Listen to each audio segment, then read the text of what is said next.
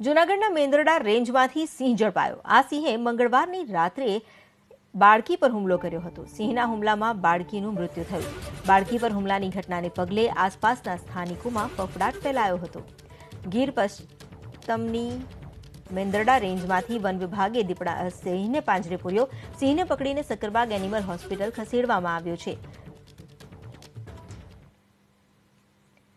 સ્થાનિકોમાં જે ભય હતો એ આખરે સ્થાનિકોએ રાહતનો શ્વાસ લીધો। સ્થાનિકોએ જ્યારે બાળકી પર હુમલો કરવામાં આવ્યો હતો ત્યારબાદ સ્થાનિકોએ હુમલાખોર સિંહને ઝડપી પાડવા વન વિભાગને રજૂઆત કરી હતી, જેથી વન વિભાગની ટીમે સિંહની શોધખોળ હાથ ધરી હતી। આ દરમિયાન બુધવારના મોડી સાંજના સિંહ મેંદરડા રેન્જમાંથી ઝડપાઈ ગયો। તો વન વિભાગે મૃતકના પરિવારજનોને 4 લાખની સહાય ચૂકવી। જોકે હુમલાખોર સિંહ ઝડપાઈ જતા આસપાસના સ્થાનિકો અને ખેડૂતોએ રાહતનો શ્વાસ લીધો।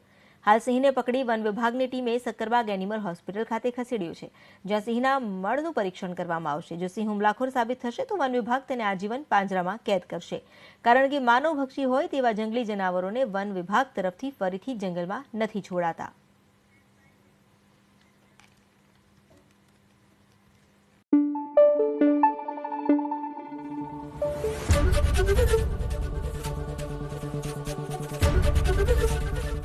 एबीपी अस्मिता, गुजरातनी अस्मिता।